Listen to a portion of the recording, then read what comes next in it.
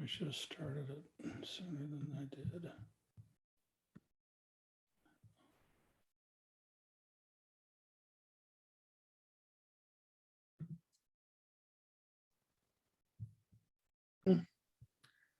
All right, you're being recorded. Welcome everyone to, believe it or not, session 4 of 4 of the Adult Learning Theory course. You've made it to December. Congratulations.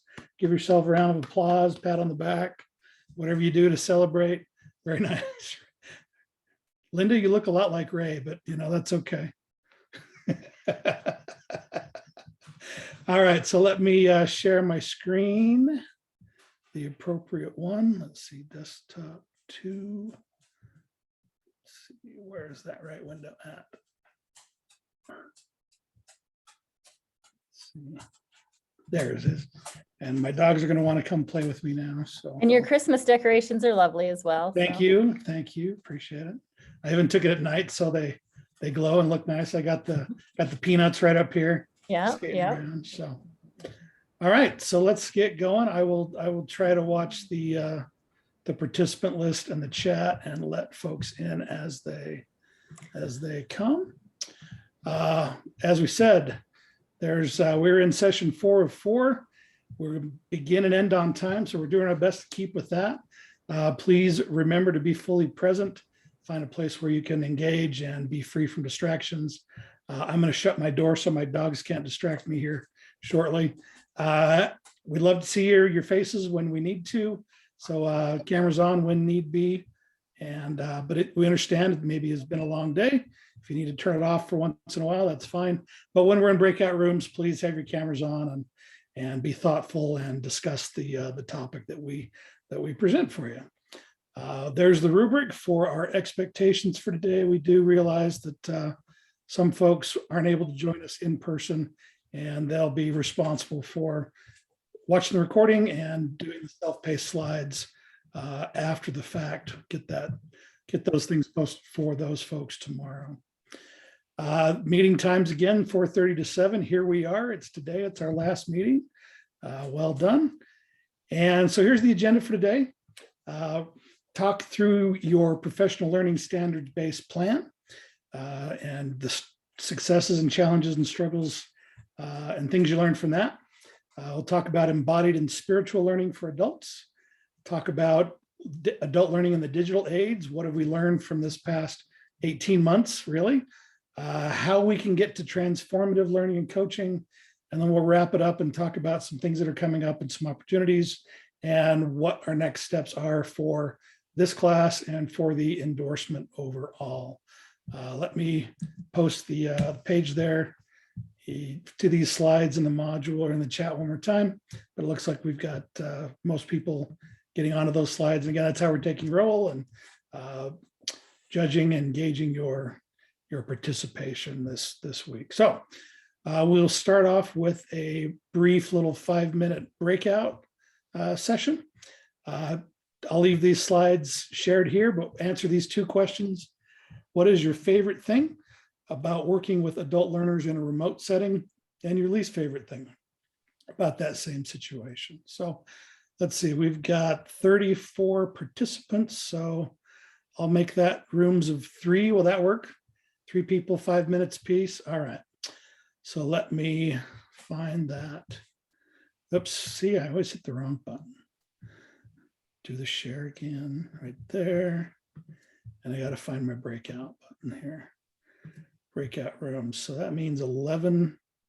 We want 11 rooms. Assign automatically. I will start the timer for 5 minutes. I will pause the recording. Where's that at here? Let's see. Pause the recording.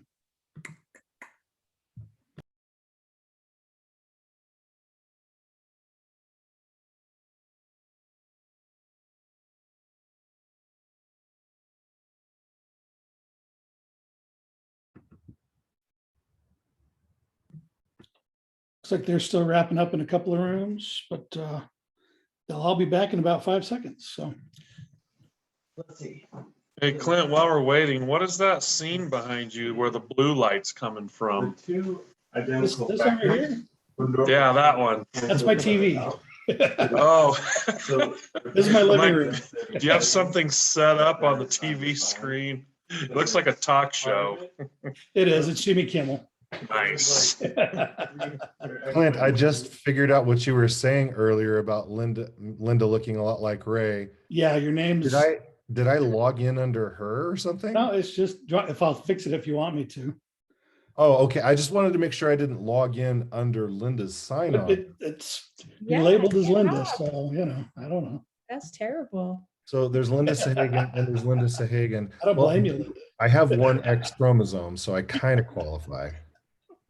But let's not go there. Too All late. right.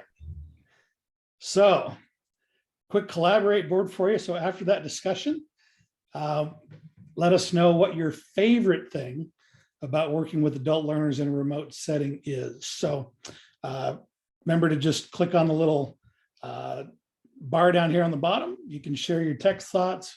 If your ideas and thoughts are better shared with an image, you can click the little image button there and find one to work with. And if you see a response that you like, give it a little heart or thumbs up and see what people thought.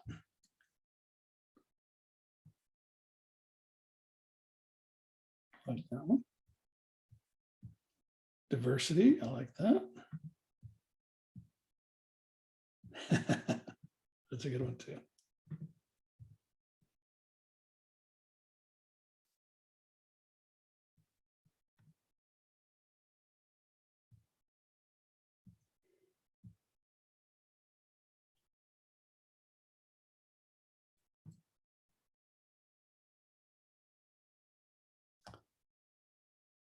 Person who put in tech support, is that helps you to better tech support with technology or allows you to get remote tech support when you need it?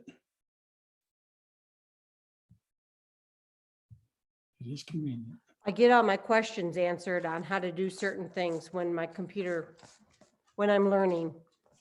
Good.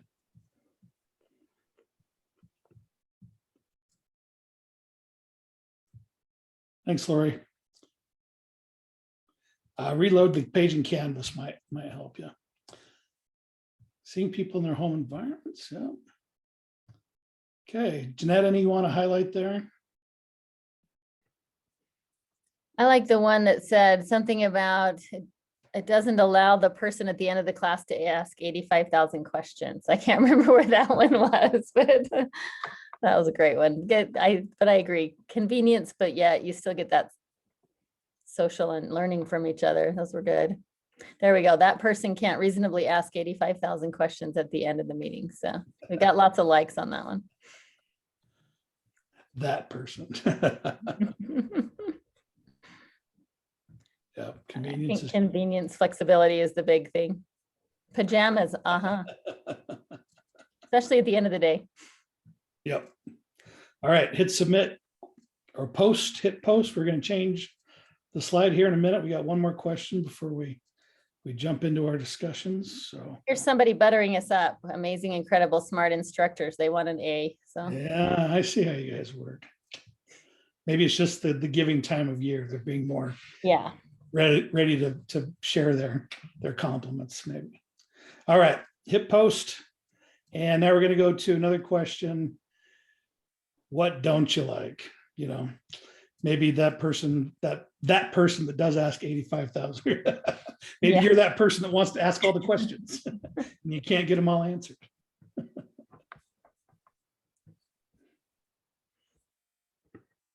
Yeah.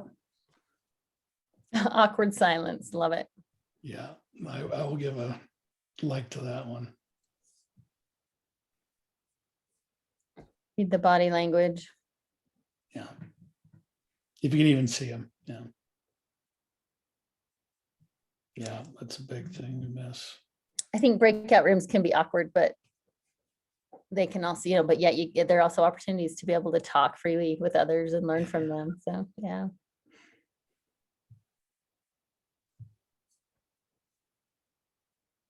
Yeah, the breakout rooms are like great in a begrudging kind of way, because a lot of times if you're in a class like this, you just want to say, just participate, especially after, the end of a long day, you just want to sit back and try to soak it all in. But I think it is good to get those conversations and to just kind of break up and change up what's happening. So I like the idea. See, there's not the energy that you don't feel the energy in the room from this type of setting. And then you don't build connections, right? I don't think like those relationships is easy, probably.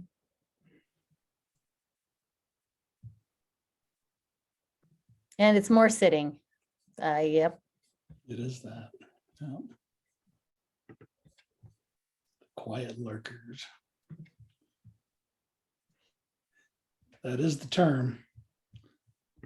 All right. Hit post there. Here we go. More hesitant to ask questions. Yeah, because the whole mute, unmute. It's hard to make sure that you're giving folks enough time to that awkward silence while you're waiting for somebody and you don't know if there's somebody quickly trying to find the button on the screen to unmute themselves or to put something in the chat. So I like that one. Okay. Thank you so much. I appreciate that interaction, that your input on those. So Jeanette, go ahead. I'll turn it over to you. All right, so let's take a minute and go through those professional learning standards again within your plan for professional development in your own buildings. So just a reminder, in each one of your plans, you answered the questions about learning communities, skillful leaders, resources, data, learning design, implementation, outcome, and technology. And we really just wanted, I guess the idea of the state here with these professional learning standards is to get us as those that are developing professional development for teachers to really consider in all that we do, these big ideas. What data are we going to collect? What are the outcomes that we're really wanting from this? How do we design it? And then thinking through the implementation, the technology, and then the response to the learning community, the resources that we provide. So just a tool to really have us think through the professional development that we create. So as you created your professional development, some of you have maybe actually given that professional development, others are still in the process of that. But as you created it, which one of these professional learning standards was maybe easier for you, or did you really focus on, or were there some that maybe were more difficult for you to think through? So we're going to do a quick poll and just kind of get a feel for the room. And on that poll, we're just asking you, which of those standards was the easiest for you to describe in your plan? So thinking back through, you may have to pull up your plan if it's been a few days, but thinking through which one was you maybe, I don't know, if it's easier for you, you probably do it regularly or on a regular basis, and it's not something new for you. And so which one was the easiest? So let's take a minute and choose our answers there, and then we'll go through that and see where we are.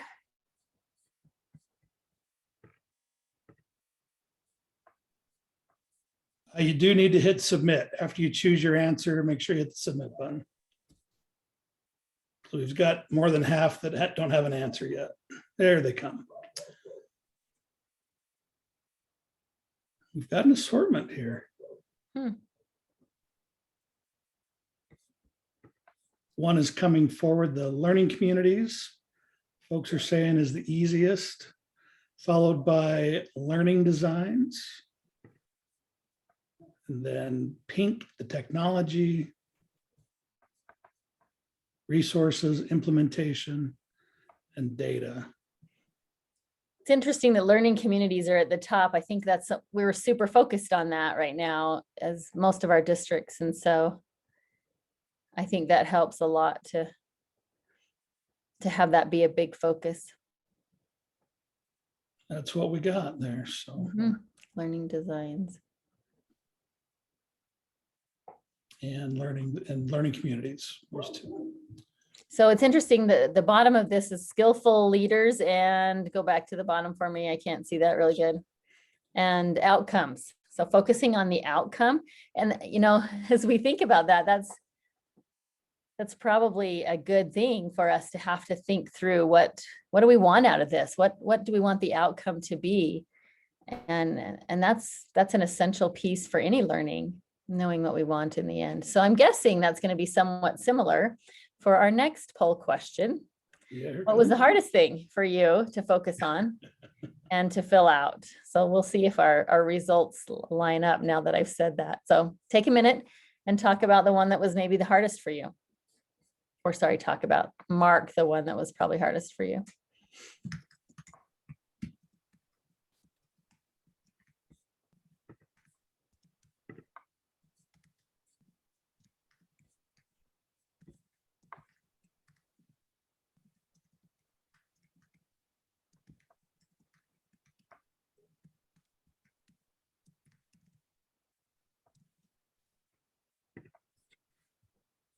Okay. Technologies coming up there. Hmm. Data. I know, isn't that weird? The technology would come up and we would think that we would be so excellent with it. Okay, almost everyone's answered. Let's You'd see, I think think. we got one more needs to answer, but here's where we're at.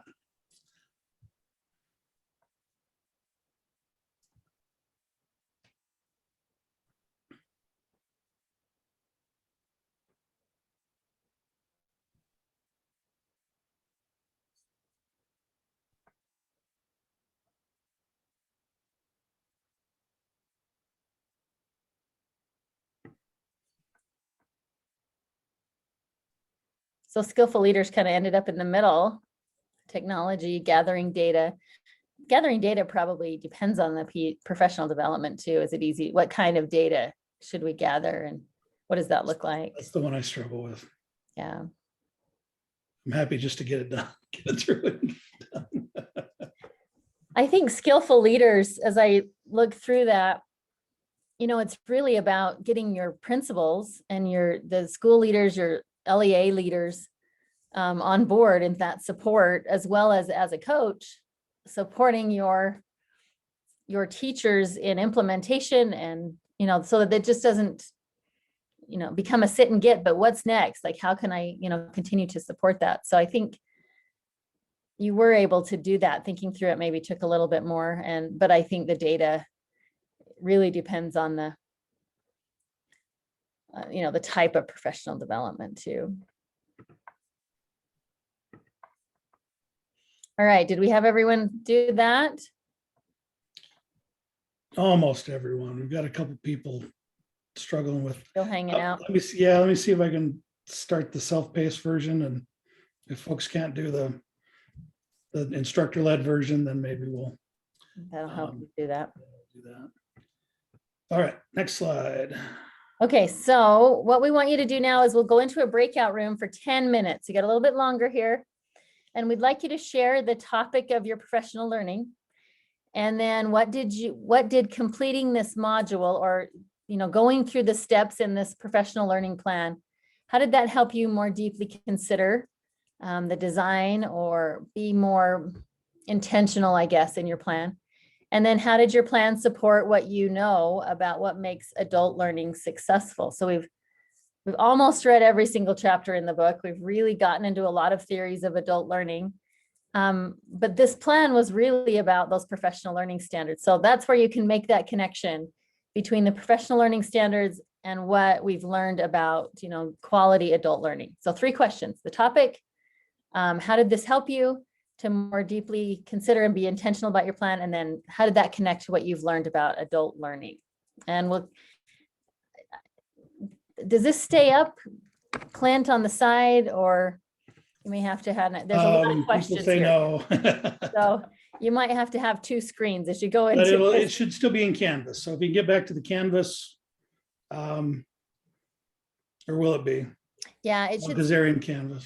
yeah, you just may have to exit your full screen so you can see Yeah. both screens. Yeah, just switch back over to Canvas. I'll leave the slides there. So, all right, 3 people in a room. Is that give me? That should be Prob- fine. Yeah, I think that should be fine. All right, so 10 minutes, and I'll get the self-paced version going for folks after that. So see you in 10.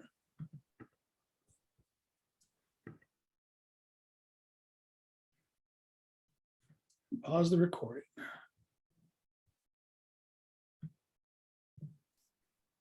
All right. So it sounded like Patricia, you might have been on the wrong page in Canvas. That chapter 5 is a separate Nearpod for the reading workbook. So make sure you're on the slides on that page. And if not, I do have a link for the self-paced slide, so you can just follow along. And if the Canvas route isn't working for you, let me know, and I'll put that link into the slides or into the chat. So. All right, is everyone back? Yep. I think so. Okay. So I heard some, even grading the different professional learnings, it was great to see all of the different things that we're doing to support our teachers and how you're really thinking through, maybe even it's the same professional development you've given years after year, or it's really, I don't know, not super exciting necessarily, like a data dive or something, but really having you think through what that looks like from an adult learning perspective, and how can I make that more accessible to my teachers, consider their needs, and make it more engaging, motivating, or and supporting them at their level. So a lot of that going on. Any specific comments on what you learned that you'd like to share with the rest of the group that maybe was an aha moment, or really helped you to really focus in on some of those important skills and you maybe wouldn't have before? So I'd like to hear a couple comments, anyone that wants to share. Otherwise, I'll point you out.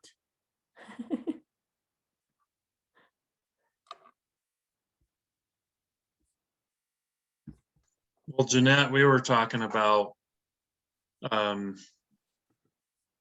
structure of the project. It really helped me to organize myself. You look at those, what is it, 8 or 9? I can't remember the standards for adult learning. I never thought of like going through each one when I'm planning to do PD. And to me, that was really valuable. There were things that I hadn't really thought about before. And especially the last question, I can't remember exactly what it says, but it was something along the lines of, is there anything that you should really focus on or be aware of? And it really made me think about my team and my teachers before going into PD. And I think that really helped me. And I don't know, Lori and Jen are in here. Maybe they can comment. I thought it was good. So have you already presented yours? Yeah, yep, so I did. And I loved the idea of you coming up with something, a little bit different with your professional learning communities and supporting them, probably from something you wanted to do. And, but I don't, did you and Lori and Jennifer, did you guys do the same one together? No, I did mine separately. Mm-hmm. That's what I had thought, but I couldn't remember. But they were there, they attended, right? Yeah. You guys attended. We kind of planned it, the one together, but we all did separate ones. Yeah, that's what I thought.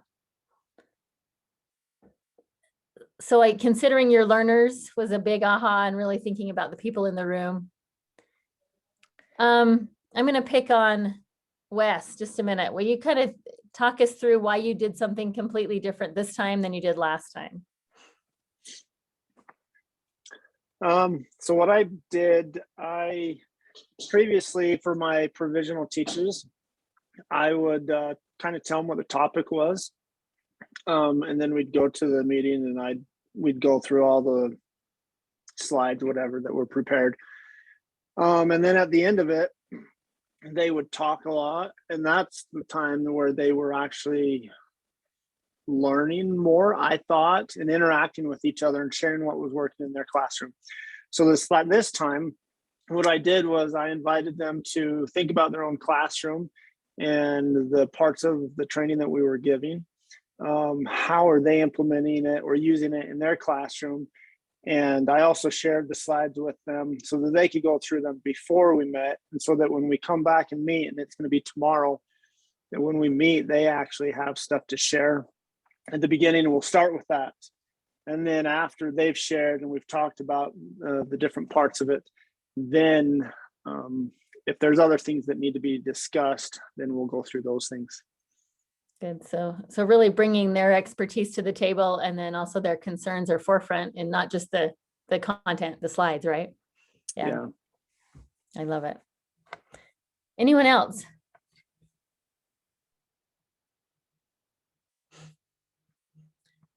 All right, then let's dive into embodied spiritual learning for adults.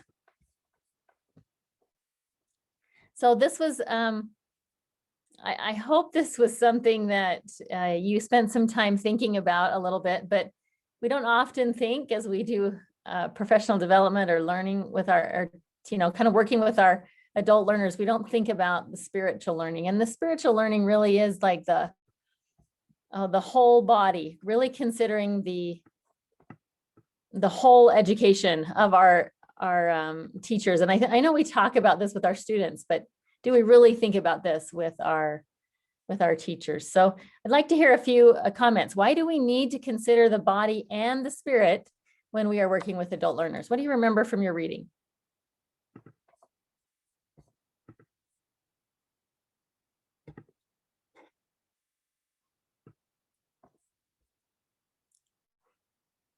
Awkward silence. All right, I'm going to spur a couple of ideas and then just pipe in when you think of something. So when we think of the body and the spirit, we're looking at the emotions, and we know that our emotions really have an impact on our well-being, on the how we develop our identity, even some power relations in our school. And so it's important that we value and develop our emotional well-being, and even look at organizational well-being as we're thinking about learning. Our bodies often reflect our emotions, and we can learn about ourselves by attending to our body. And when we listen to our body, we can direct our learning. And so I know sitting for hours, there's a lot of times when I'm focusing on my rear end and my feet falling asleep, and I just need to get up and move. I'm watching my watch every time it tells me to breathe or get up and move, right? And so if we know that about ourselves, how can we really support, I don't know, the entire body? Think about that as we're doing our professional learning for our teachers. And the other thing that really struck me in that chapter was, does our path have a heart? What does that mean to you? Like, how do we teach adult learners with heart? Any thoughts on that? I'm going to talk about some of the comments that I read, some of the things that I read from the people. I love when they said, hey, what about the time that I do my training? What about the room? What about the content that I'm saying? Are they going to be offended? I loved all those things because they really make a difference. And to give it heart, it would be, do they feel my love? Do they feel that I'm not just blabbing things out from a PowerPoint, that I'm being cognizant of their mental health, and that I'm making sure I'm very careful with that. Love that. Yes, absolutely. This is Lindsay. I tried something when I presented the other day. So in our elementary school, we have one male teacher. So yay for him, surrounded by all the old hens. So I did something different. To start it off, everybody was tired. It was one of those exhausting. We had a couple bad behaviors going on that day, and everyone was tired. And I said, okay, guys, have you ever heard of a quick write? We're going to do a quick write. And they looked at me like, you have got to be kidding. And I said, no, we really are. So I gave them all a cute piece of, it was a pumpkin paper. And I said, you've got 90 seconds to write as much as you can that you appreciate about Mr. Corey. And then they're like, oh, and then their pencils just started moving. And then later in the week, Mr. Corey emailed me to thank me for that, because really all we needed was just to let go of everything for just a second. And when we could focus on the things that we just love about Mr. Corey, it opened it up for just, I don't know, just a better day, better 45 minutes. So I don't know if that's what you mean, just playing on the emotions and trying to figure it out. Oh yeah, I love that. It totally changed the way they were feeling. They were probably super focused on themselves and their day and all of that. And then as soon as you turn it on someone else, can totally change the whole the whole room, the whole culture of the room. I love that idea. That was great. Jeanette, can I add something? Yes, please. So in the chapter, this statement really kind of stuck with me. I'm going to just read a teeny little short thing and I'll tell you why it stuck with me. So the researcher Lawrence, in fact, defines embodied knowing as an intuitive process. Intuition is spontaneous, heart-centered, free, adventurous, imaginative, playful, non-sequential, and non-linear. And when I read that, it really kind of reminded me about what with itness is. And how when we talk about with itness in the classroom and just kind of knowing things before they happen and kind of being a few steps ahead of the kids at all times. And that is embodied learning, using those different ways of just knowing that, in the world of education, we call with itness. Yeah, and I remember reading that from you. I hadn't thought about that, but it really is the whole thing all together. And it's not necessarily natural either. Well, I think often what our goal when we teach is to get people to act in a certain way, to maybe change their actions to reflect their new learning. And I went to a training with Dr. Mike Flynn recently, and he said, when we feel something, that's when we act. And so if we can, as I think about my own experiences, that's true. When I feel something, that's when I act to do something. And so if we can get people if we can speak to their emotions and get them to feel their why, then they're more likely to act on the things that they're learning and to engage in the things that they're learning. I agree. All right, I'm just going to leave you with one thought on that. When our educators come to work every single day, well, I mean, not just our educators, but all of our staff, they bring their whole self to work, right? Not just their body. They don't just come with a body, or they don't just come with a brain.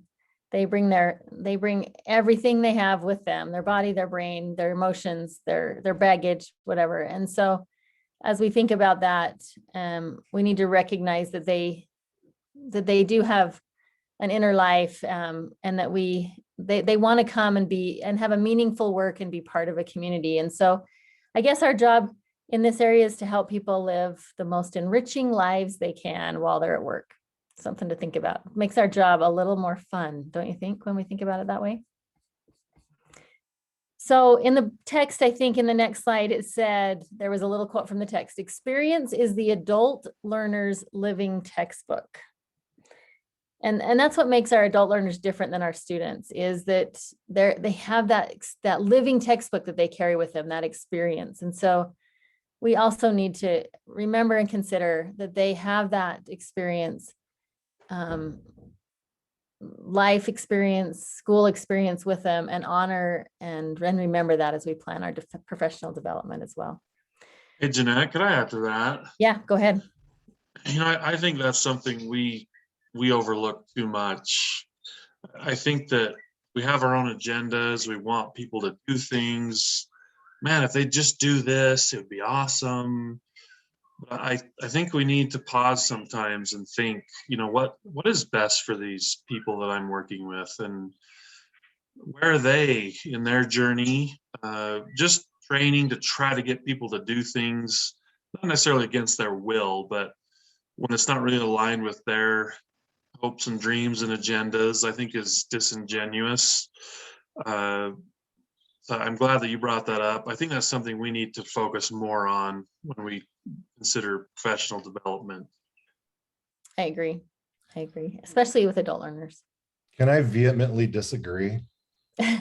You can. We love the devil's advocate. I really, really don't buy into the separation of adult and child learning, especially when we try to say that the experience and that adults have more experience, because that seems to belittle or discount the fact that there's a little human being in front of us and that they are experiencing life. And though it may not be as vast and as deep, they're developing who they are through those experiences. And I find it disturbing that we're almost dismissing this I don't agree with the distinction is what I'm saying, because I've got a third grader, a fifth grader, a kindergartner in front of me.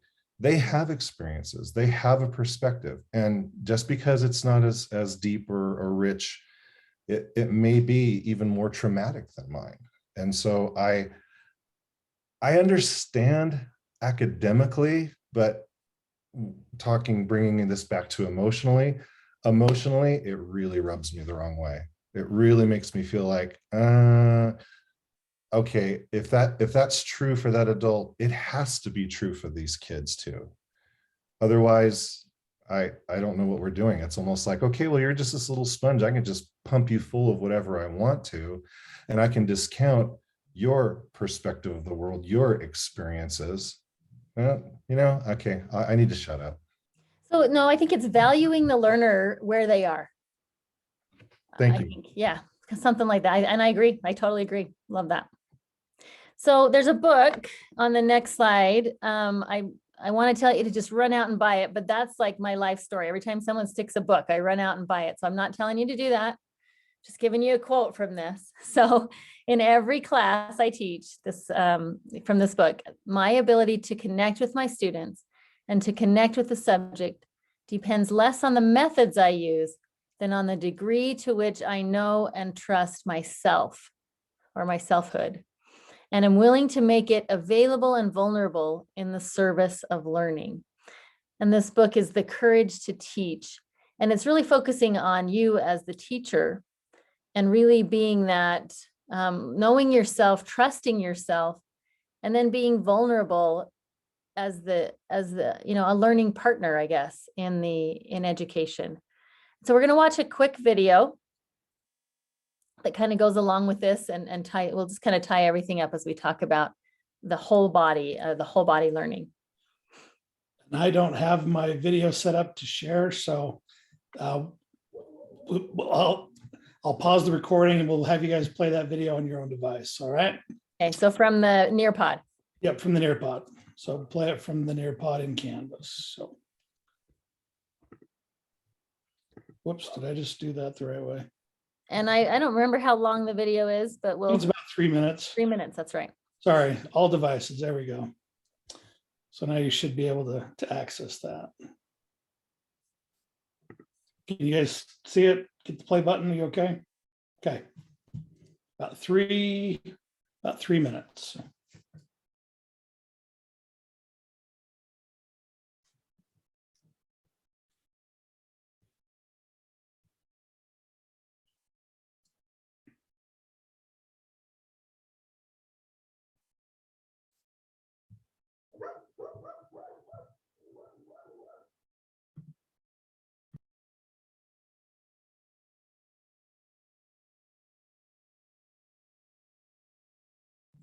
All right, that's about 3 minutes. So.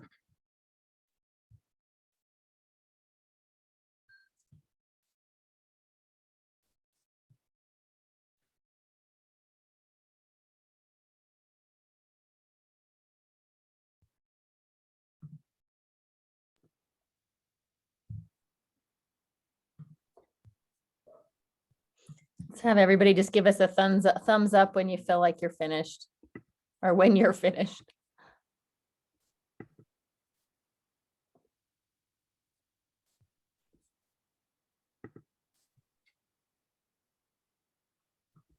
Clint, I can't see everyone. Did you see lots of thumbs up? Yeah, I think we're good. Okay, awesome. I see one or two, but that's all. All right, so we're going to move right from there into a breakout room. And we want you to talk about how we can support our educators in building their authentic self into their teaching and through our coaching. So how can we help them really be present with their students, engaging those students in that authentic learning? Does this have a time on it? Yeah, what do you think? 5 minutes? Yeah, let's just do 5 minutes on this one. I don't remember seeing an actual time on my notes. They're So not let's on just the do 5. slides. Yeah. It's not on the slides. So All right, we'll give you I'll pause 5 the minutes. recording. And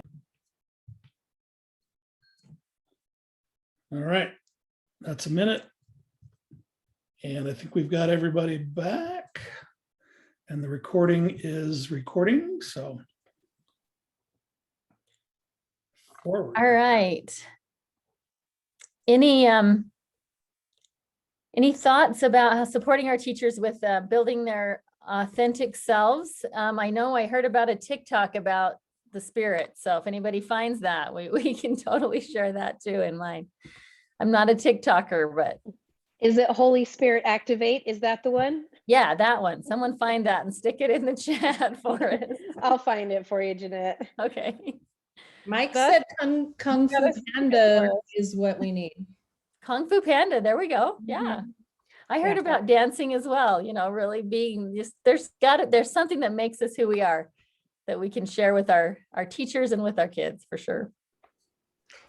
We just talked about the relationships we form, especially with all of our teachers, but it's okay to be who you are and to show your strengths and your weaknesses, because that's how we all grow. Good. And if we're not authentic, they feel it, right? They know it. Right. And they're very scared to show who they are because, you know, you come in with your observations and they know the checklist. So they're going to make sure they teach exactly according to the checklist. And that might not be their style, but they want to make sure they get the check. Yep. Yeah. And that's not helping them, right? No, it's not. It's not having them grow. It's true. This question made me think of advice I got as a very young teacher. It was that, I'm sure you've heard it, but it was the don't smile until Christmas, you know, or they'll walk all over you sort of thing. And, you know, I think about the amount I laugh with my students in my class on a daily basis. And I just, you know, it would be incredibly inauthentic to try and like be an authoritarian. And I think like everyone does have different teaching styles, and that might be something that is more comfortable for some other people who are just like, we've got business and we want to get down to it. But I think, you know, those sorts of blanket statements and that kind of, you know, blanket advice is certainly something that would hinder someone from being authentic in the classroom. And so I, you know, when you posed that question, the first thing I thought about was like, you know, some of the first teaching advice I received was to not be authentic. Yeah. And I think most of us received that advice, right? And I think hopefully we're learning from ourselves and from each other on that. Yeah. All right, so let's leave the spirit and move to technology. So the next chapter that we're talking about is the digital age and adult learning. So what have we learned and how can we keep the learning going? This has been kind of an interesting year, last couple of years for technology. I don't think, you know, a lot of us, well, there's just a huge gap in those that want to dive in and use technology and those that are terrified of it. And COVID and all of this has just forced a lot of people into technology. And I think we've learned a lot for good and for evil or good and bad in that. And so let's just talk for a minute about what we know and what we've learned about adult learning and as well as our student learning with technology. And just a couple of thoughts to maybe spur your thinking, and then I'd like to hear some of your ideas. But you know, learning in the digital age can be meaningful, and we've talked about it. It's relevant, it's flexible, it can be super self-directed. But at the same time, for our adult learners and maybe some of our students as well, it can be overwhelming. It's inaccurate in some ways, and it can be misguided. And so we have to find that balance. While we know that the digital age and digital learning is a trend, it's not something our teachers have been rewarded for adopting, really. And oftentimes they don't have all the resources that they need or the time or the support to be able to effectively integrate it. And so we're kind of between a rock and a hard spot here. We know it's important. We know that our students need to have that, but really we don't necessarily have the resources, the time, or the support to make it effective and super meaningful. So it's kind of a difficulty in some of those ways, and especially for those learners that those teachers and adult learners that really aren't technology savvy. So in order for technology to be super effective, we could spend hours on this. It can be an entire, well, it is. You can take entire classes on this. But we really need to engage the learner.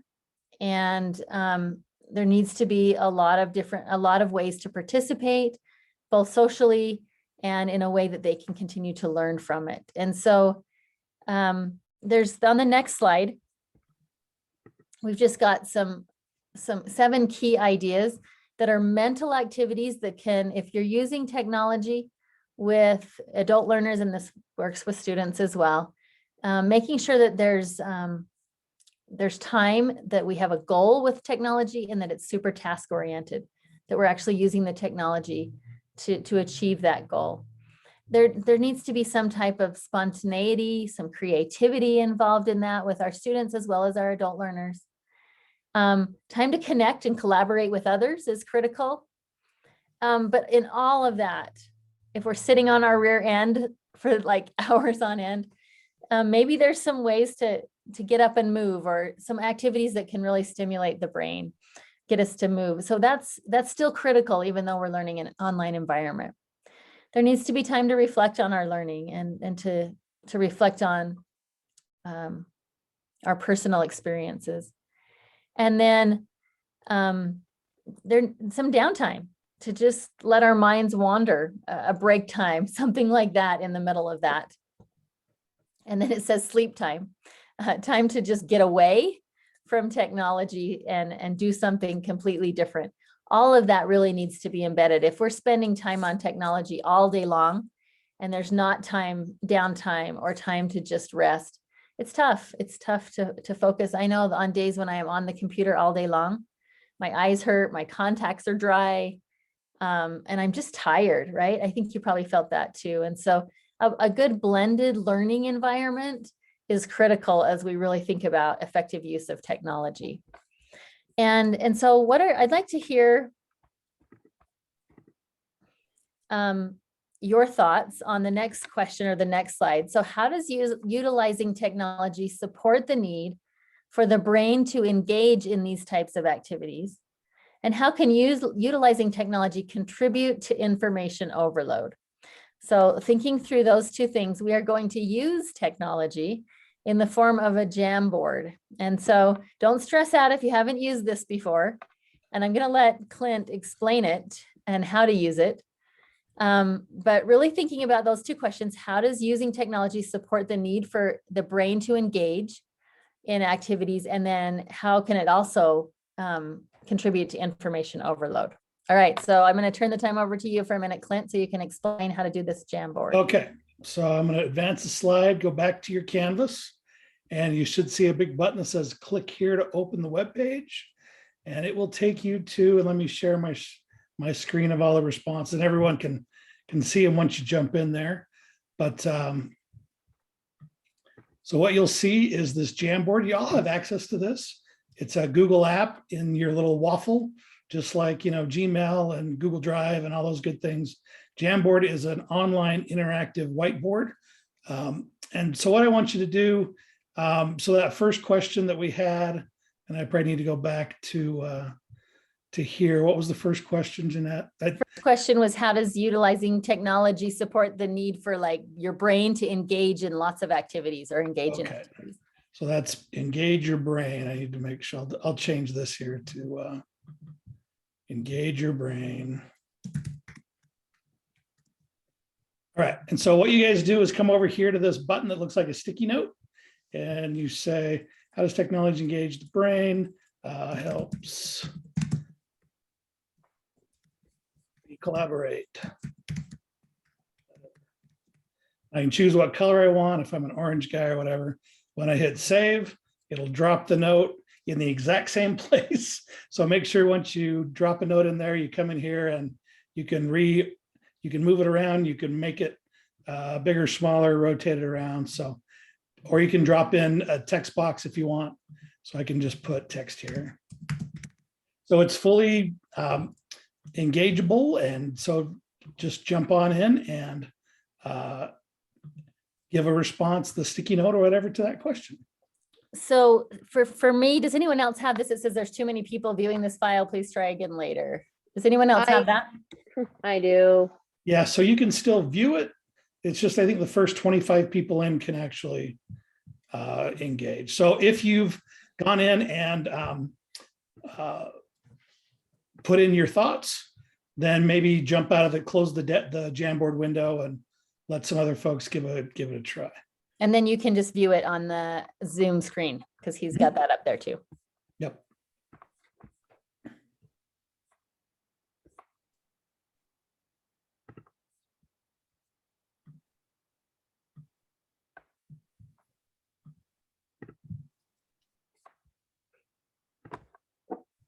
Anyone having issues trying to get into the Jamboard?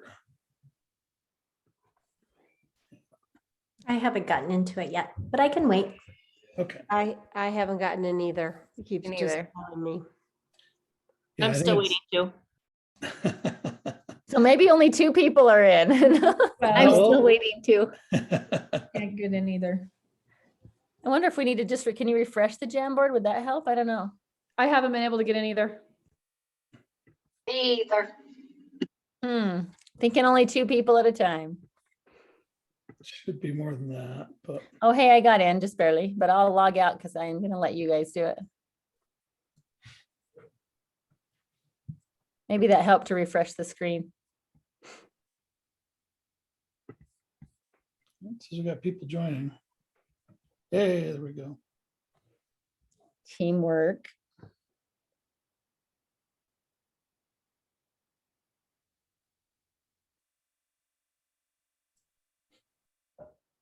Yeah, if you close your window, just go, you could close your window and then go back to the interactive Nearpod in Canvas and open it back up. And that seems to help. I can also share the link here in the chat. So let me do that. It might be easier for folks. Yeah. So there's the Jamboard link in the chat, if that'll help. And I think all these fun little ideas, they're hard to implement sometimes if you don't know how to use them, but allowing teachers to try different things in your PD gives them the opportunity to learn how to use it. And then, and then they can use it in their classrooms as well as, I mean, some of these things allow us to be creative, right? And I love that, even in the chat in Canvas, Mike puts in a video or a meme or something like that. Like kids can find ways to share themselves and be creatives as well as adults. And we do fun things like that. Or different things. Still not seeing too much. So I'm wondering if a lot of people are still having a tough time getting in. No, you're on the second page. You got to go back to the first page. If you click that back arrow at the top. Yeah, there's make no sure other you're. page. Oh, I see. I was on the wrong page. See. That I'm was my. thinking like, what's going on here? I was on the wrong page. That's my fault. So that was the wins. All right. Safe place, no names. That's so true in school. I mean, with adults as well as kids, right? I love that. Expert resources. And kids do love, they seem to engage in some fun computer exercises, sometimes more than just the discussions or whatever. Virtual field trips like that one. Mm-hmm. Unlimited ideas. It's so true. Like I learned something every day on technology that I didn't know. So many fun ideas.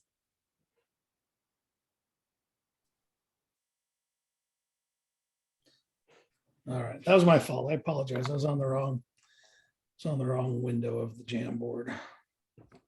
All right, so if we're ready to move on to the next window, let's just ask that next question. How can it also be information overload? Because I think we see that too for teachers as well as students, but let's look at that. Information overload.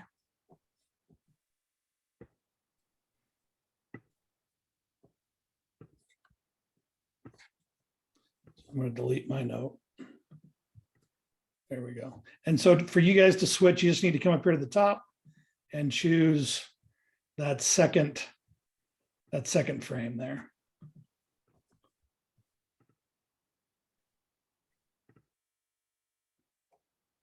Zoom to death. Here they come, and I'll start to Move them off of that spawn point. And isn't it funny, Zoom to death is the same, like death by PowerPoint, right? Like we can do this so many different ways, like even Socrative or whatever that is, and Cahoots and all these fun little ideas. We can do it till they're not engaging anymore. Yeah. So it's good to have some resources and different things.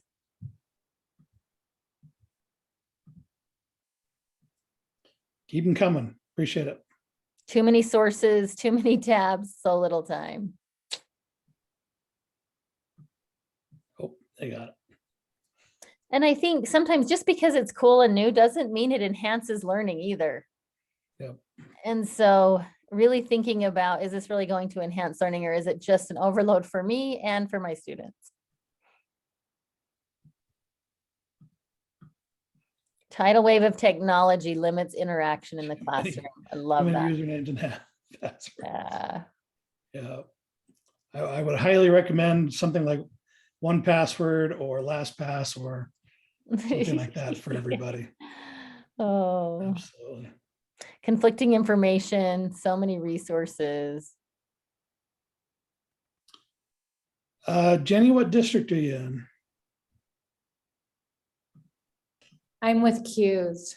Oh, I can't help you there. You talk to Brandon and say to turn on Jamboard. It is a free service that Google offers, but not every district has enabled it yet. It's on for Iron and Okay. I think most of the SCDC folks. I'll email him now. Do tell him I said get off his butt and to get Jamboard going. Another layer of difficulty. Good. I agree. In some cases, tech overload. Or like Canvas today, Yeah. Get everything ready to go in Canvas, and it Canvas goes down with Amazon. So you're out of luck. They always have to have a plan B. You do. And that's been nice that it hasn't happened like it did that first year as much, but every so often you got to have a plan B. Yep. Awesome. All right. So any other thoughts as we move on about technology for adult learning, that digital age that we're in, trying to sift our way through that as educators and supporting our educators in that? Any last thoughts before we move on?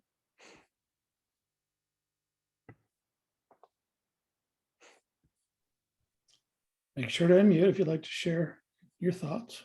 Yeah, that's helpful. Okay. Sometimes, sorry. Oh, sorry. Oh, I should go ahead. say, No, I please. worry that now that it's so easy to connect always with Zoom, that we might stop doing face-to-faces. And I think they have a very valuable role too. And there's just some things you can do face-to-face that you can't do over technology, and some connections that can be made that can't be made over technology. So I think it's going to come with some pros and cons. I hope that we don't completely do away with face-to-face because it's so easy to access things this way now. I totally agree. And I found myself, people wanting to meet with me and they're like, oh, let's just Zoom. And oh yeah, that's super easy. I don't have to travel to you and you don't have to travel to me. But yeah, it's just that you just don't have that connection. And so we can do it here and there, but we have to make sure, almost force ourselves sometimes to get out and be with people. I agree. All right, let's talk about next month. So there's only 2 chapters to read next month. It's chapter 5 and chapter 12. And chapter 5 focuses on transformative learning and coaching. And we're going to get into transformative learning and coaching a little bit more in the next class. So this is just a theory, I guess, behind it for adult learners. And then culture and context is what chapter 12 is about. So just a quick, brief discussion on that before you read. Transformative learning is learning that shapes people. It's after this type of learning, after this coaching that you do, they're different.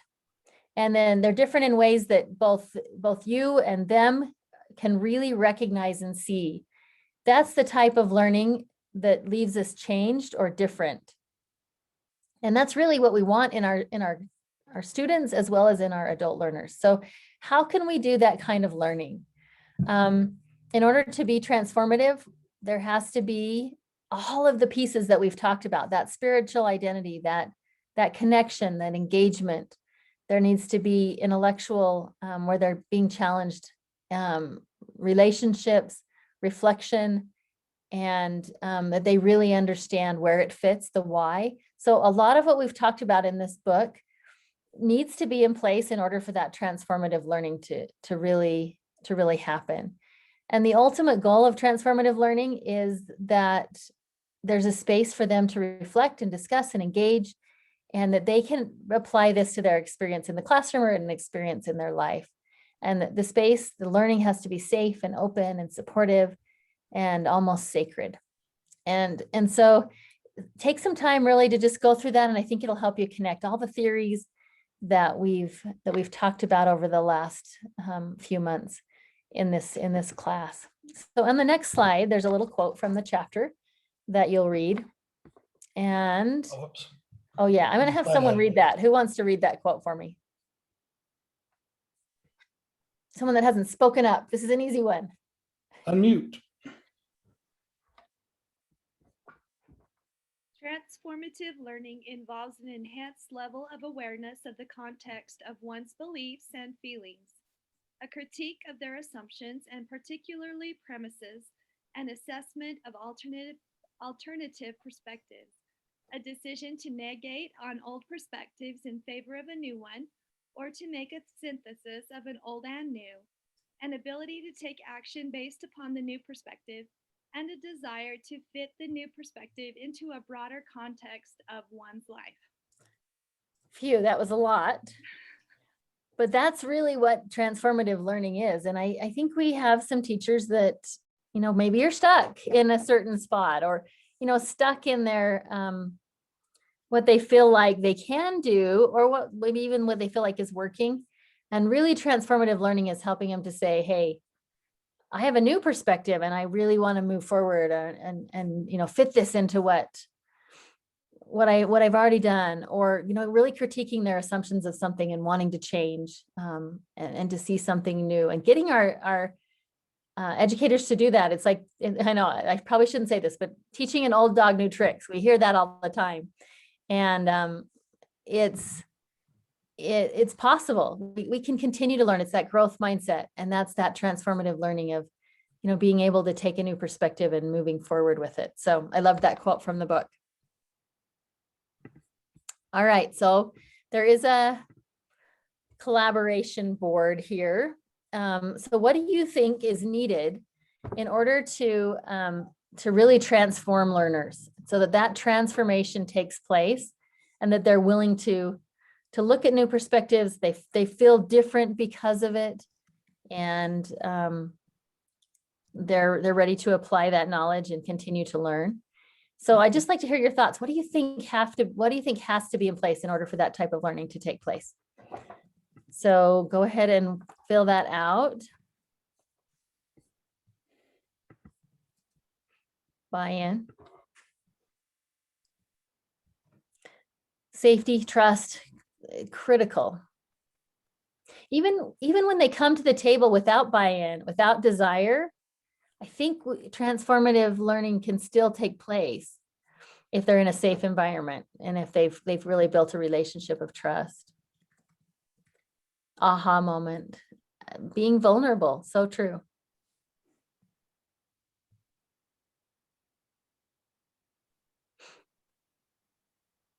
They need to know that it's going to be beneficial. The picture's got to be Mike. Was that you, Mike? Maybe not, but I'm just guessing. No, I did the beneficial one. Oh, okay. All right. There's somebody else that loves the visuals. Growth mindset. And how do we, really helping our teachers have that growth mindset and experience? I think learning is fun when we can see it, how it's changed us. And so helping them see that too.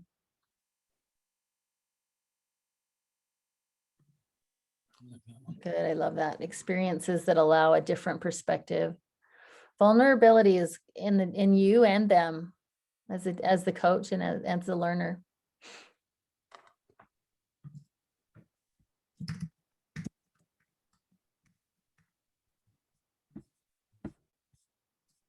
sometimes I know data is super boring and we don't often think about that as being transformative, but when they can really see that they've made a difference, Yeah.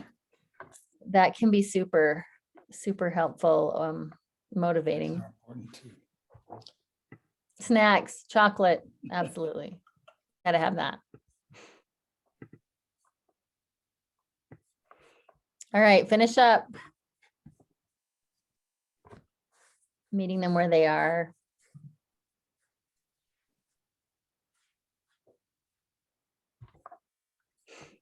Okay. Something they can take away. I love that idea too, that they just have something that they feel like they can use right away and then change. All right, so that gets you into the next 2 chapters. So for the last part of today, I want to talk about leadership and collaboration. And remember, I think we forgot to do this last time. I think that was my fault. So we've got a few more to talk about this time, but these are the leadership and collaboration standards that are part of the coaching endorsement and that you should be thinking about. And then ultimately, when you get your endorsement, this is where, like a supervisor or admin would sign off, but you need to have some kind of evidence of this. So we talked a little bit about, in the first couple of classes, we talked about fostering positive and productive relationships and who those stakeholders are. And then effective collaboration with different stakeholders and that PLC process and being able to collaborate with those. But I think that's as far as we got on our first few. I could be wrong. But the next 5, I'm just going to kind of talk through really quickly. I think the first one is super easy. Being able to show that you're aligning with the goals of your school and your district, your team goals, and then those goals of individual educators. As coaches, hopefully you're helping those teachers set goals, and that would be evidence of what you're doing is those goals that your educators have. But I think at least in our district, we're spending a lot of time really looking at school improvement plans and school improvement goals, and then setting those team goals. And I know our coaches, our literacy specialists are super engaged in that process. So that's probably an easy one to collect data and understand. So I'm just going to kind of leave that one with that, because I think you've got that one. So what does it mean to advocate for and model equity across all practices? That's a loaded one. So one of the things I did for you is there was a great study that was done,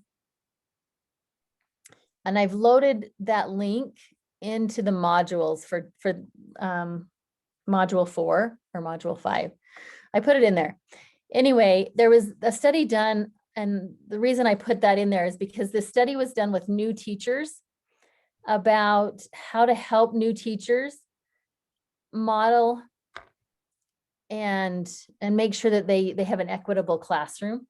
Because a lot of times our new teachers are super focused on their self-image. Like, am I doing this right? Am I able to, do this job? When someone comes in my classroom, what are they looking at? Are they focused on my classroom management, right? They're really focused on that, their procedures, the curriculum. And they generally are not focused on students, or really student focused, and definitely not focused on celebrating their cultural or linguistic diversities and backgrounds. So this is a study, it's not super long, that really dives into how to help new teachers be more equitable in the classroom while also helping them with classroom management and those kinds of things. And so it's just a resource. I'm not going to force you to read it or anything. It's not an assignment. But as many of you do work with new teachers, I thought maybe it was a great resource to help them focus on the students, being super student focused. It does dive into how to help our English language learners and really understand their cultural backgrounds as well. So I think this is a great tool for you to kind of think through what that might look like and how to gather evidence and how to support your new teachers in being student focused, especially some of those students that are, coming from outside the United States, English language learners, and that diversity they have in their classrooms. I want to read this one section from that. It says, an equity focus requires at minimum cultural competence, particularly in a nation as culturally and linguistically diverse as the United States. Teachers need knowledge of culture in education and a commitment to learn about their students, about their cultures, and about their communities, and ways to use culture as a basis for learning. An equity focus includes monitoring teacher-student interactions for fairness and cultural sensitivity, and asking who is and who is not served by my instruction and why.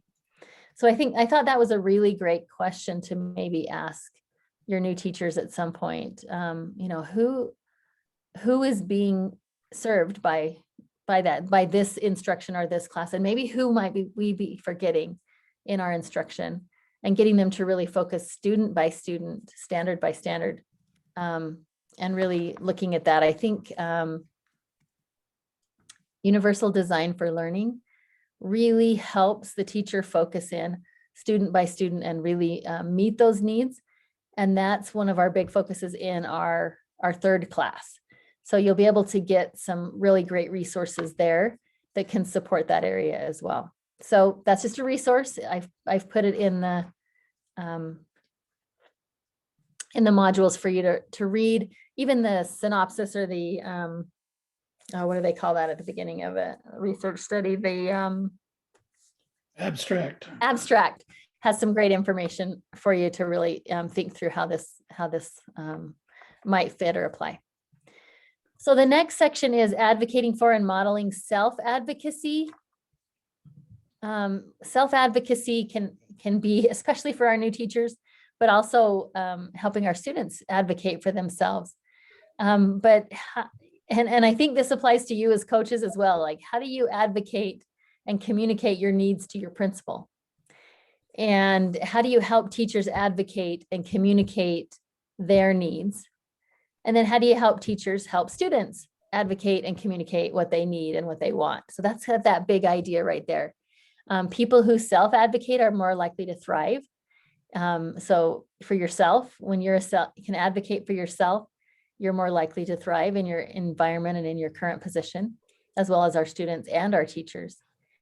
And then just realizing that there are teachers out there that have been teaching for 20 years that still don't know how to self-advocate for themselves, and that they can learn how to be an advocate for themselves. So how can you as a coach advocate for yourself, as well as help teachers do that? And I think that's a really great skill for our new teachers, to just give them the confidence to be able to talk to their principal, or be a powerful force for good in their teams, even when their team might be negative or struggling, giving them the ability to do that. So what does evidence look like in that area? I think your principals will be able to know if you're have the ability to advocate for yourself, and if you don't, get that support from your leaders. But then also maybe there's specific things that you're doing to work with a new teacher that you could gather evidence of, and helping them to be able to advocate for themselves in a difficult team or within the school system, and gather the data that way. That was just a thought I had on that one. But so we'll go through that one. And then facilitating critical conversations and critical resolutions. I think you've probably done that already. I think every day in some situations you may run into a critical conflict or conversation that you have to resolve. But what does evidence look like? Sometimes I think your principals are involved in those conversations and can easily sign that off. But maybe just documenting, this conversation and reminding your principal of it and how you handled that might be that evidence. And then the last one, engaging in continual learning, growth, and reflection on instructional coaching practices. I think you're doing this like crazy, at least in our district. We're meeting and trying to train a lot weekly, actually, in our PLC and professional learning with our instructional coaches. So you've got that one. We can check that one off. If you're not in Iron County School District, I'm going to let Clint's going to talk about that in just a minute. There's a way that you can connect with other coaches around the state, and some continued learning that you can do even outside of the instructional coaching endorsement, but I think the endorsement itself is showing that you're engaging in that continual learning and growth. So that's an easy one to check off as well. So just remember that you've got those 7 things that you need to be kind of gathering evidence for and be able to check off and have them signed as you turn in that final instructional coaching endorsement form. So any questions on In that? 6 months. Yeah, in 6 months, I know. Yeah. Maybe Not by our December last class. 31st. But Yeah. Maybe our last class will touch that a little bit. I don't know. So. Jeanette, right.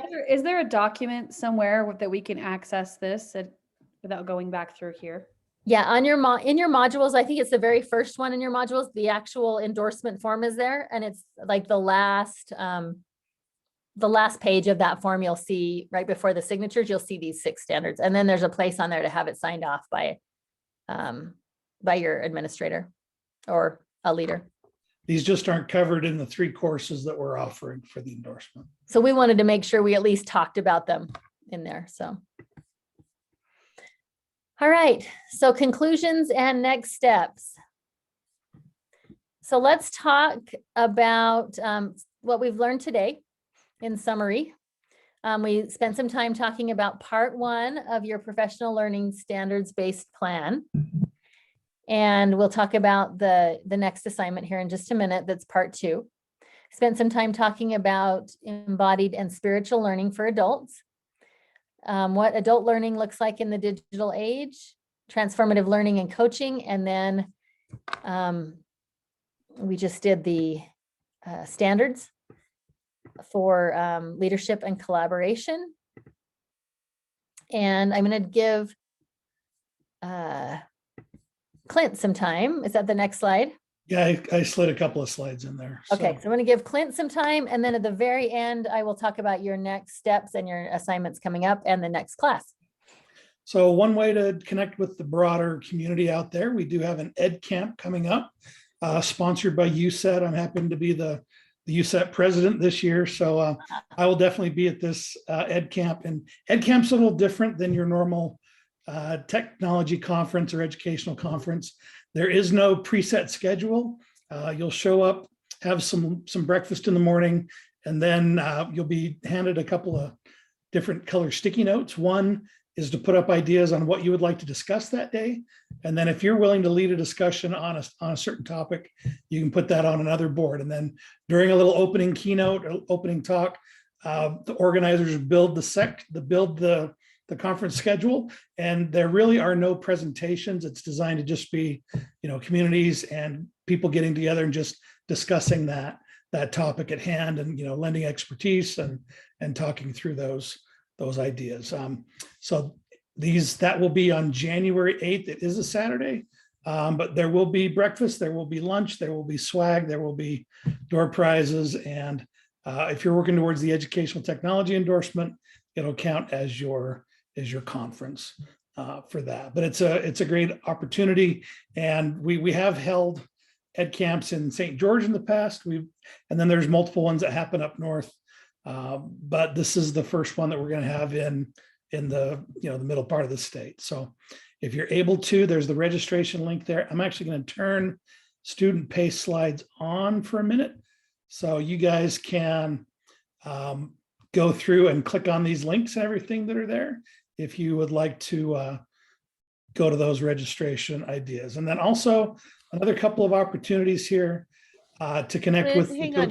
Can I jump in for just a second? Absolutely. I helped with the Ed Camp last year when it was virtual, and it was so much fun. It really felt like a time to get together and collaborate and just talk and learn from other educators. So if you are able, I would highly suggest going to one of these. The format is so unusual from what we're used to, but I learned so much from so many people in that informal date, in that informal space, that it really is a valuable conference to go to. Thanks, Becca. I appreciate that. Yeah, I like them. They're a great change. Will there be one in St. George this year? There will not. This will be the only, this will be the one that's furthest south. Okay. And there's a reason for it. I don't know if I want to go into it or not, but there's a C4 meeting, a statewide technology trainer meeting the day before this in Nephi. And so we just want to get those coaches to just keep on coming south and join us in Richfield the next day. Normally we did that with a meeting in St. George, but that isn't happening until April this year, which is kind of late in the year for that. So we thought we'd bump it up and do it in January. If you, on your slides, I've got student paste on, so I can't change these slides, so I'll just stop my screen share. But if you advance to the next slide, or actually let me share a different screen. Let me share that one. So we do have some other opportunities coming up. Katie Hill, who is the person who put together all these endorsement coaching courses and is the state, I'm not exactly sure what her title is at the state board, but she is tuned into these things, and she's kind of organizing an informal coaching community of practice. It's kind of like a book club is what I'm gathering. I'm not a part of it, but they do meet on a regular basis. Their next meeting is it's going to be is Thursday, the 16th from 1 to 2:30 p.m. Let me put this information into the chat for you. I didn't get the information until I fired up these slides, so I wasn't able to update those slides. But the information is there. Thursday the 16th. There's a Google Doc or Google form link to sign up for there. Katie will invite you to the meeting, and it's a meeting via Zoom, so you don't have to travel anywhere or do anything like that. And she said she does have a couple of copies of the book that they're working through. The book is called, and I'm opening it up right here, Coaching Matters, 2nd edition. The link is there if you need to. So check with Katie and see if she's got any copies. Otherwise, you can buy that book there. It's not required, but I guess the conversations will kind of focus around that. But it's a way for you to engage with other, current coaches and people that have gone through this entire instructional coaching series that are now teaching these classes around the state. So a good group to get involved with. And then last option here, not the last, but another option, the USET conference that's coming up in the middle of March in Provo. And we are looking at doing a coaching strand, planning that actually in conjunction with Katie Hill. But if you can make it to Provo, I'm not sure exactly if the coaching strand is going to be on the 15th or the 16th or both. We're still trying to get that all planned out and together. But I'll make sure that I share this information out with in the next course, which we're going to talk about here shortly. Early bird registration is open. You can also, this year we're kind of doing a hybrid approach. So you can attend the conference in a whole online if you want, or you can attend in person. I don't know if we're going to have the coaching strands in the virtual part of the content. You may have to watch that live, but it's a reduced rate if you're only going to join in online and watch it, which will give you access to the recordings live or the sessions live that we are featuring, plus any of the sessions that are recorded after the fact. So any questions on those 3 items? Does USET have any scholarships for people from rural districts like us? They're limited, but yes. So if you're interested, contact Brandon Harrison. I'll put his email address in there. You can send it to me and I'll forward it on to him. That's fine. So you should be able to get a hold of me. But yeah, we can offer a few limited tickets for the conference itself. We can't do lodging or transportation or anything like that. Hey, Clint. Yep. I will be attending UACT the midwinter in February. Does that count for these conferences as well that we need? There's not a conference requirement for the coaching endorsement. Okay. There is a conference requirement for the ed tech endorsement, which you've already finished. Yeah. Okay. Yeah, the coaching endorsement just wants you to be a continuous learner. So as long as you're doing things and nothing, yeah, you can count just about anything.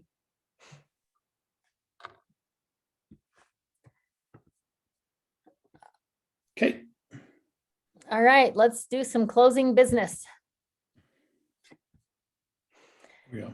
And again, those slides are on, I've got it self-paced turned on, so you can click the links, but do you want me to turn that off? Oh, yeah, it's up to you if it's up to you. I'll turn it off for a minute. So I'll turn back on in a minute. Okay. And Okay, so what's coming up for the month of December? Well, I know everything is like, it's a crazy month and you're super busy. So we decided we will extend this course clear through the end of December. So you've got some days that your Christmas is over and hopefully you're home and the kids aren't too crazy and you can get some things done. So everything closes on the 31st of December. I don't know, midnight. I can't remember, something like that. 11:59. Okay, 11:59. So please make sure you have everything done by that time so we can move on. There's only 2 readings, the chapter 5 and chapter 12 with the quiz. And then the professional learning design part 2 really focuses on after you've taught this professional learning, it's your reflection on how that went. And so you should be able to dive right into that. If you've taught it, if you're teaching it in a few days, it might be good just to get that final project out of the way so your thoughts are fresh and clear after teaching that course. So just the same format, just questions for you to answer in that reflection. And if you want me to pull that up, I can, but I think it's pretty straightforward. And then our next class, you should have been sent an email through the Canvas course email, as well as Iron District has sent that out. I don't know about other districts, but you can definitely contact Clint if you don't have that information in your email. So yeah, I sent out 2 announcements in this course. So one was the SUU, or one was the SEDC sign up form. And then the second one was instructions on how to register through SEDC. So if you need to, just go back into the course home and there's an announcements tab or link on the left-hand side of the screen. Okay. But if you do have questions, feel free to shoot them towards me. I'm happy to help. So this is a little different. It's the second Tuesday, not the first Tuesday. So just so you're aware, second Tuesday, and instead of 4:30 to 7, it's 4 to 6. Because you're meeting 5 times, not 4. So the meetings are a little shorter, but you meet one more time. One more time. And it is different. It is different instructors. I'm sorry. I know we're fabulous, but it is different instructors. They will be fabulous too. I am positive. Do you know who the instructors are? I can't remember. I can get that real quick. Okay. I can't remember who is doing this one. So here's the kicker on this one. We need you to register on time so that we can, it was just a mess last time. We were all over the place and had to do some hand registrations, and SUU wasn't happy with us. And we had some people being charged extra fees for the late. And so we need you to register on time in order to get the full tuition paid. And that includes the class fee, which is 200 something, I can't remember.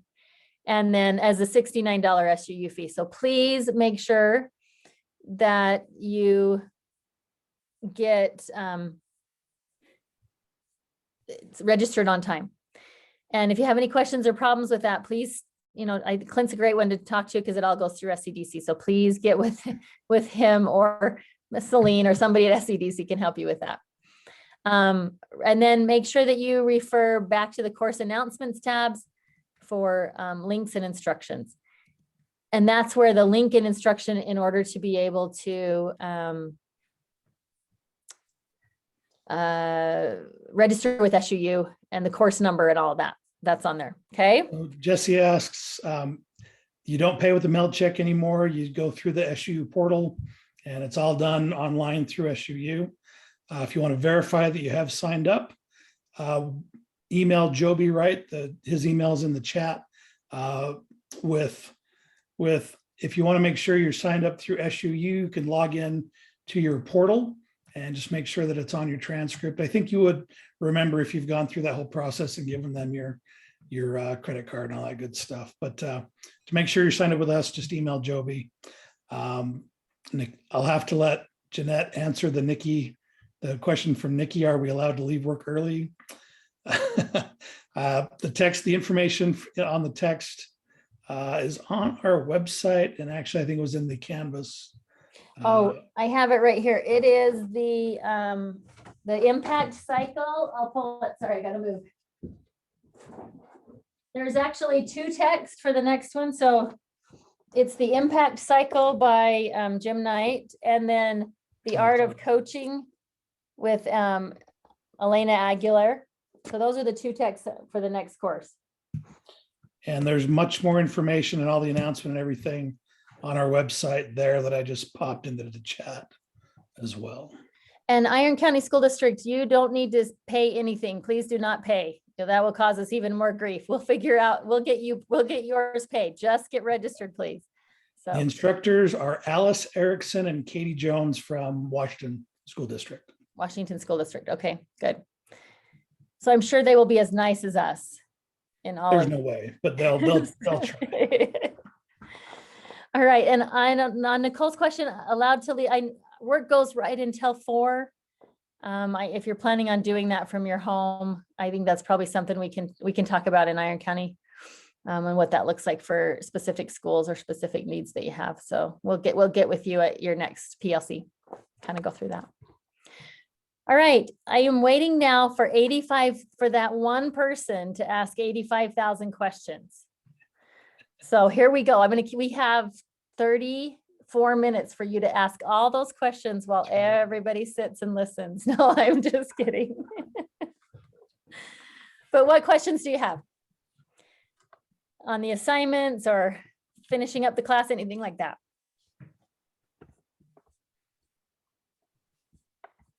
All right, nobody's going to say that because I asked a question because I said that. Okay, what's the date of our next meeting here for this class? And what's the date of our new class to start? This is the last meeting for this class. Yep, there's not another meeting for this class. Just get your assignments done by the 31st. The next one starts Tuesday, January 11th. So put that on your calendar. Guess what? When you're signing up for this class, you have to put Tuesday, January 11th in, or it won't work. Just so you guys peeps know when you're signing up. Read the instructions. It's all in the steps. Good. The hardest thing we ever have to do. Read the instructions. Read them, please. Okay. Well, thank you guys. Please keep. Any other questions before we wrap it? Yeah. I don't see anything in the Email chat. us questions too. Oh, Dre asks, what are our 85,001 favorite colors? Oh, there we go. White. All right, and I'll have the self-paced slides and the recording posted tomorrow morning. And then again, if you need these links for the courses, they're in the course under announcements. And if you still don't get it, email me and we can talk about it. I can help you out or whatever we need to do. So. Okay, well, good luck on your PD. Good luck on, make sure you're reflecting, and let us know in the next month if you have questions. And it's been good to be with you. Hopefully you've learned a lot from each other, and best of luck on your next course. Maybe Clint and I will pop in on occasion and say hi.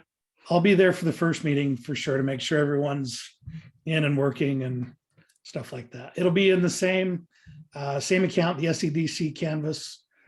So same dashboard and everything like that. And the course is published. We just need to start adding people to it. So you'll get invites as soon as we know that you're signed up and paid. So. And I'm going to post Amazon links to the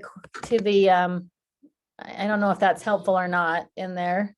Are you buying the books for Iron, or are they on their own? Yeah, the Iron should already have the books in their possession. So okay. I'll just put the they're really good. I enjoyed the readings from that class. I did. All right, so that is the impact cycle. And if you're not waiting for these links, you are welcome to sign off. Thanks, we're everybody. finished up, so. Merry Christmas. Thank Happy you. New Year. guys. Thanks, everybody. Happy holidays. Hey, Clint or Jeanette, because I apparently did not submit my design project part 1. Okay. Am I still able to do that? Yeah, it'll just be marked as late, but we're not Okay, taking I'm it sorry. off or anything. I have it sitting on my desktop and I really thought I submitted it and I guess Nina's a total slacker. I wouldn't let her. Slacker. So, I'm trying to upload it, but it's not letting me. Should I just drag the file in?